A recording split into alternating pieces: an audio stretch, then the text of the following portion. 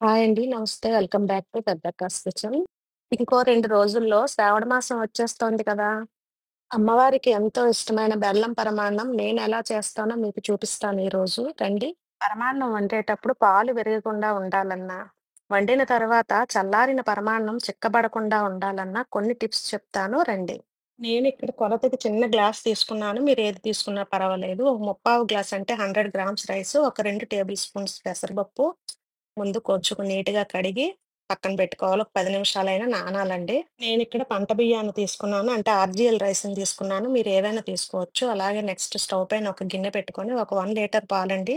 అవి ఆల్రెడీ ముందు మరిగించి పెట్టుకున్నాననమాట. ఆ మరిగించిన పాలను 1 లీటర్ చిక్కని పాలండి. నీళ్ళనేవి కలపలేదస్సలు. పాలలా మరుగుతుండగా నెక్స్ట్ స్టవ్ పైన ఇంకో గిన్నె పెట్టుకొని కొంచెం నెయ్యేసి, ఆవు నెయ్యి వేశానండి. ఆ నెయ్యి వేసి కొంచెం జీడిపప్పు, బాదం పప్పు ముక్కలుగా కట్ చేసి ఇలా వేయించుకున్నాను. ఈ జీడిపప్పు, బాదం పప్పు అనేవి పూర్తిగా ఆప్షనల్ మాత్రమే. ఉన్నా పర్వాలేదు, లేకపోయినా పర్వాలేదండి. ఇలా వేగించుకున్న వాటిని చల్లార్చిన తర్వాత సగం పప్పులని మిక్సీలో వేసి కొంచెం కోర్స్‌గా మిక్సీ చేసుకున్నానండి. కొంచెం బరకగా మిక్సీ పట్టుకుంటే సరిపోతుంది.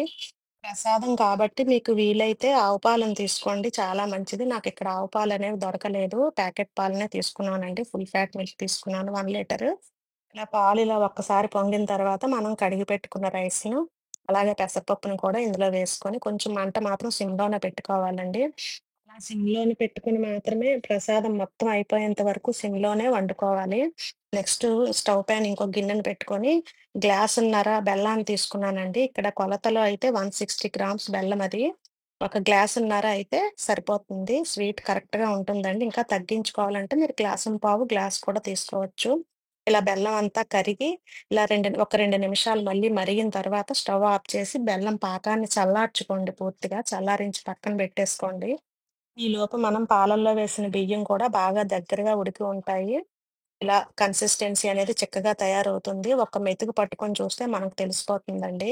మీ అందరికీ పరమాన్నం వండడం చాలా బాగా వచ్చండి.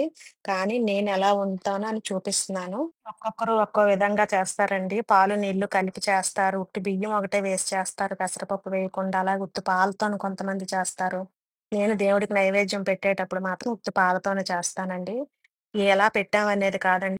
ఎంత నిష్టగా, ఎంత నీట్‌గా చేస్తామనేదే కదా కావాలి అని నా అభిప్రాయం. కానీ ఎలా చేసినా గాని ప్రసాదం టేస్ట్ దేనికి రాదు. ఈలోపు మన ప్రసాదం కూడా బాగా ఉడికి దగ్గర పడింది.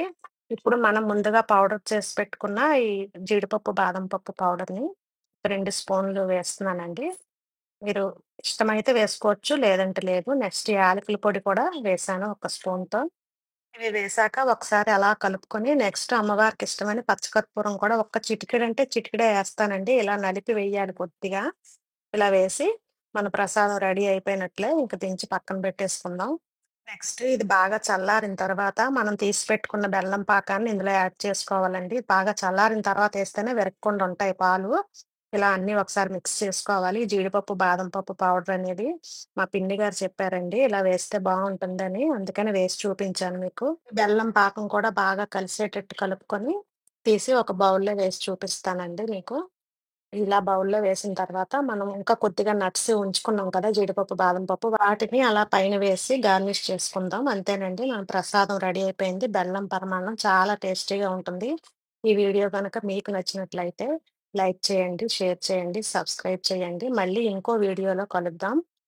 ఇలానే గోధుమ నూకతో ప్రసాదం కూడా చేసి మన ఛానెల్‌లో పెట్టాను. అది కూడా ఒకసారి చూసేయండి. వచ్చే నెలంతా శ్రావణ మాసం కదా! రకరకాల ప్రసాదాలన్నీ చేసి చూపిస్తాను. అవి మిస్ అవ్వకూడదు అనుకుంటే మన ఛానల్‌ని సబ్స్క్రైబ్ చేయండి.